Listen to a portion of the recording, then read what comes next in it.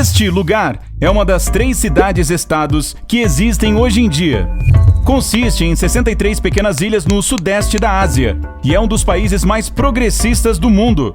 Sim, Singapura é linda e hoje você descobrirá a incrível história por trás de seu espetacular sucesso. Em relação ao tamanho, Singapura ocupa o 177º lugar no mundo. Sua área total é de apenas 722 km², mas para um país tão pequeno, sua população é impressionante, de aproximadamente 5.600.000 habitantes. Isso o torna o 3º país mais denso do mundo. Apesar de seu pequeno tamanho, esta cidade-estado sabe o que está fazendo quando se trata de negócios e economia. Singapura ocupa a 8ª posição no ranking mundial em termos de PIB per capita. E importa tudo, desde a água doce até a areia, porque não possui recursos naturais próprios. Mas isso não impede que tenha um número impressionante de pessoas ricas. Mais de 17% de sua população, ou em outras palavras, 1 em cada 6 habitantes, tem mais de $1 milhão em ativos. Esta é a maior concentração de milionários do planeta. Ao mesmo tempo, suas leis são baseadas em honestidade e transparência. Singapura é o país menos corrupto da Ásia e ocupa o 5º lugar entre os estados menos corruptos do mundo.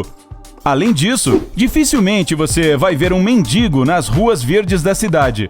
Isso pode ser porque o desemprego é praticamente inexistente.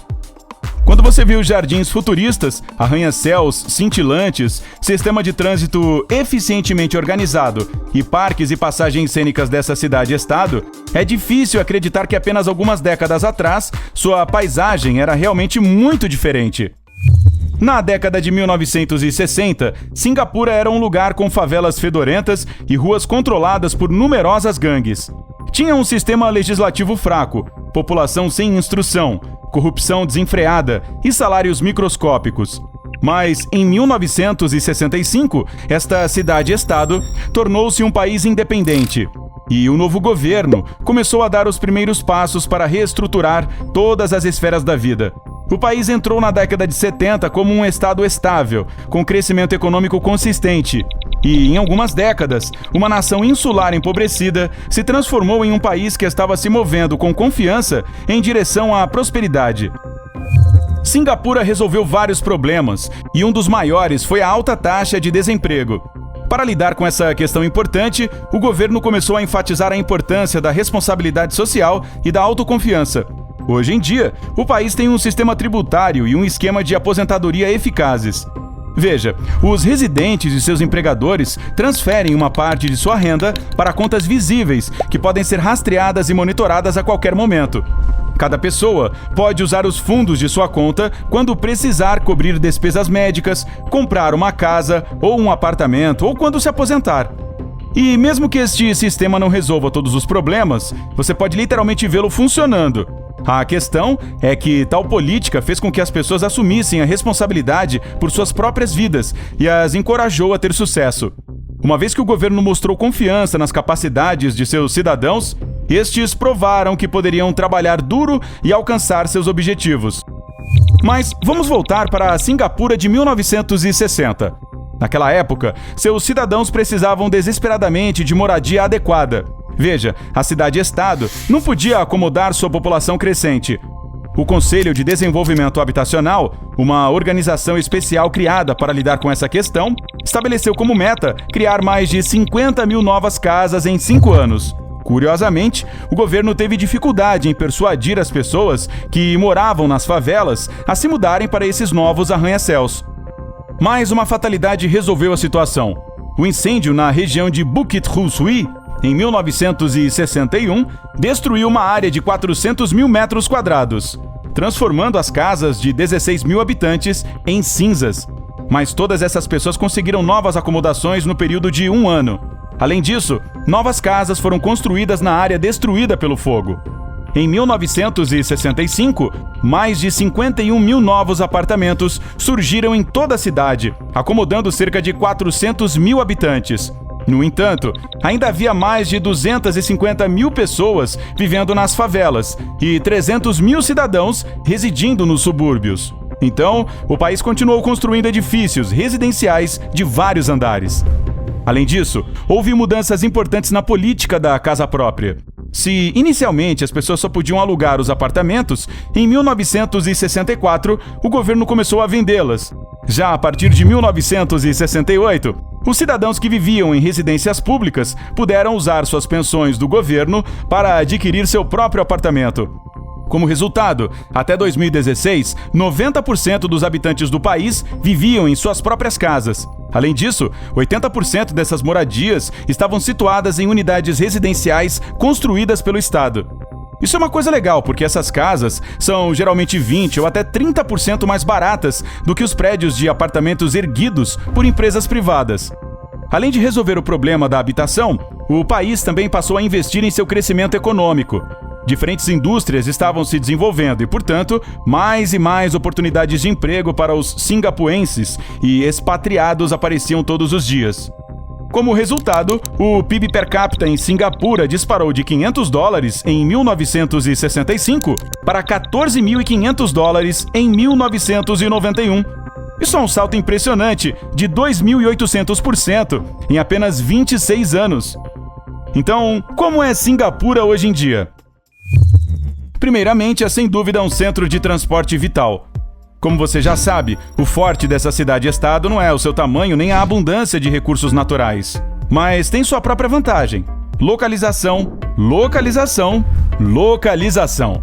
É por isso que Singapura prefere transportar pessoas e bens. Isso é realmente bom. O Aeroporto Internacional Changi tornou-se um enorme centro de transporte e seu design é simplesmente de tirar o fôlego. O porto local é o segundo maior do mundo e está conectado a 600 outros portos de 123 países diferentes. Em 2012, um novo terminal de cruzeiros, 2 vezes maior que seu antecessor, abriu seus portões. Além de ser um enorme centro de transporte, Singapura também é uma cidade inteligente, o que significa que mais de 90% de seus habitantes possuem smartphones. A Tufts University chegou a nomear o país como a economia digital mais rápida do mundo. E essa inteligência não significa apenas dedos rápidos em um dispositivo digital. A Diretoria de Habitação e Desenvolvimento de Singapura está sempre trabalhando em seu projeto Desenvolvimento Inteligente. Essa é uma rede de sensores que analisa umidade e temperatura em tempo real. Assim, o sistema ativa ventiladores especiais em prédios públicos quando necessário. Sem mencionar que os aplicativos de transporte fornecem mapas interativos e acesso a câmeras de tráfego. Se você viajar de trem fora da hora do rush, receberá incentivos e recompensas diferentes. Singapura também é um país onde as áreas urbanas não podem existir sem espaços verdes. Primeiramente, isso ajuda a cidade-estado a evitar a poluição perigosa. Em segundo lugar, o primeiro-ministro fundador da nação, Lee Kuan Yew, prometeu uma vez que Singapura nunca se tornaria uma selva urbana cinzenta. Bem, parece que eles ainda estão cumprindo essa promessa. Além disso, a pequena cidade-estado abriga um número impressionante de pontos turísticos e de entretenimento que atraem milhões de turistas de todo o mundo. O que é ainda mais incrível é que muitos desses lugares apareceram apenas na última década. Tomemos, por exemplo, o Estádio Nacional. Foi inaugurado em 2014 e é um dos maiores estádios do mundo. O local pode acomodar de 50.000 a 55.000 espectadores de uma só vez.